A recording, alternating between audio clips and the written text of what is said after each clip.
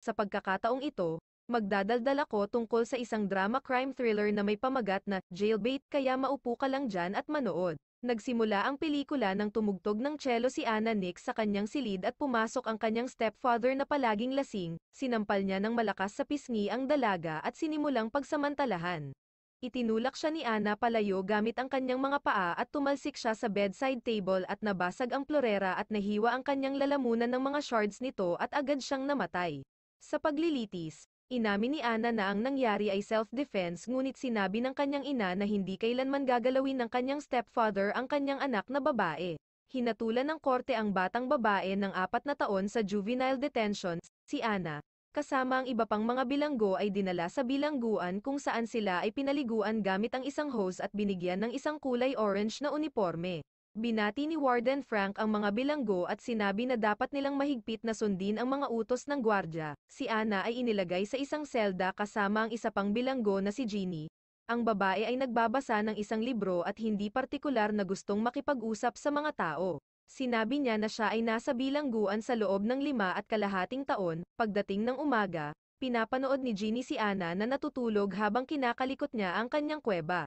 Halatang nagustuhan niya ang bagong dalaga. Kinabukasan, nilapitan ni Cody si Anna habang naglalakad. Siya ay walang pakundangan na nagsimulang magtanong sa bagong babae tungkol sa buhay bago ang bilangguan at binalaan siya sa pagsasabing ang iba pang mga bilanggo dito ay mga tunay na maitim ang bituka. Ayon sa masungit na babae, hindi magtatagal dito si Anna. Sa dining room, lumapit muli si Cody kay Anna at nag-aalok ng proteksyon dahil marami na ang nakatingin sa cute na babae. Gusto lang ni Anna na mapag-isa at tumayo mula sa mesa. Nang maglaon, nahuli ni Cody at ng kanyang grupo si Anna sa likod na silid at binugbog siya. Binalaan nila siya na kung sasabihin niya sa sino man, papatayin nila siya. Ipinaliwanag ni Nurse Jane kay Anna na ang kulungan ay isang kakilakilabot na lugar, at ang mga tao rito ay napakalupit. Pinayuhan ni Jane na makipag-ugnayan siya kay Warden Frank kung sakaling magkaroon ng malubhang problema. Lumapit ang batang babae sa warden at humiling sa kanya ng tulong. Sumagot si Frank na ang tanging paraan upang maiwasan ang karahasan ay ang solitary confinement, ngunit malamang na hindi ito makayanan ni Anna. Ngunit may isa pang paraan. Inalok ni Frank ang kanyang protection kung papayag si Anna na makipagtalik sa warden. Hindi pumayag si Anna at sinabihan siya ng warden na bumalik na sa selda nito.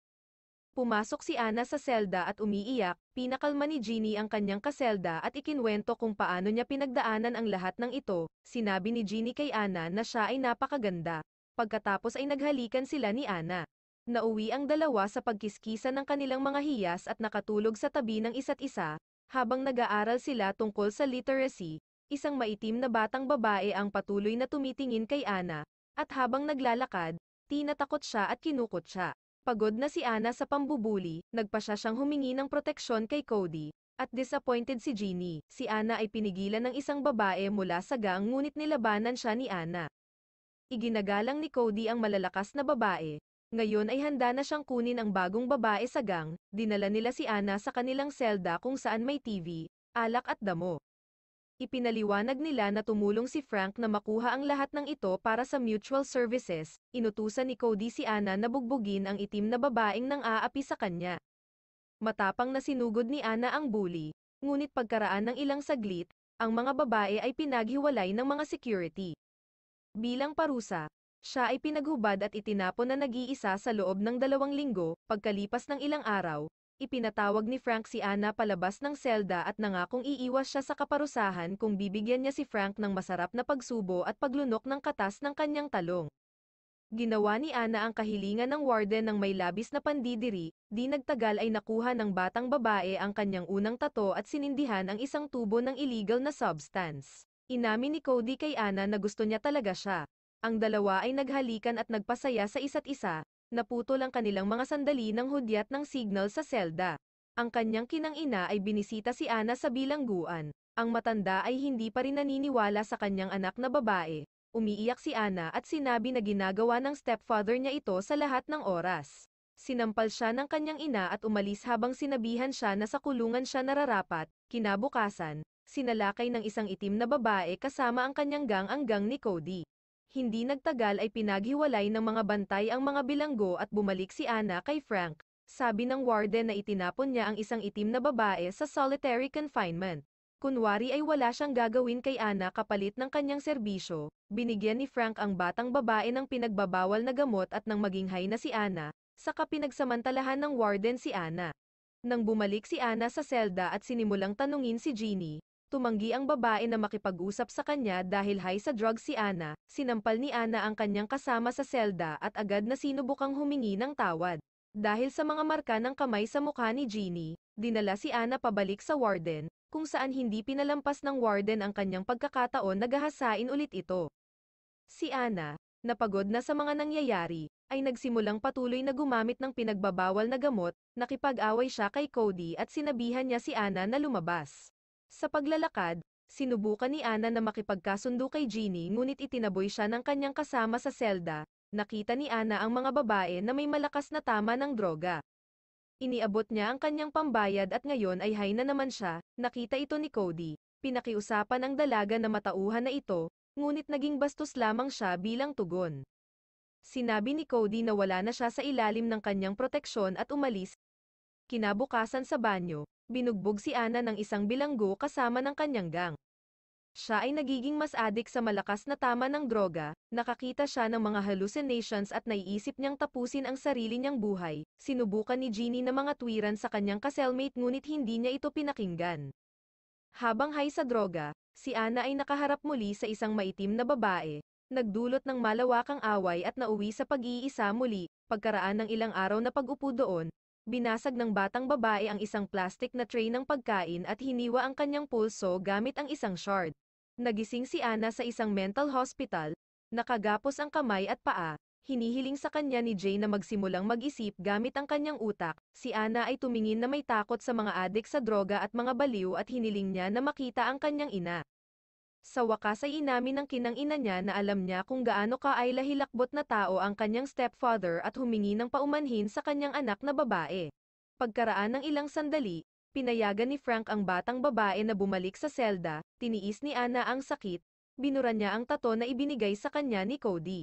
Nakipagkasundo siya kay Jeannie at muling naligayahan ang dalawa.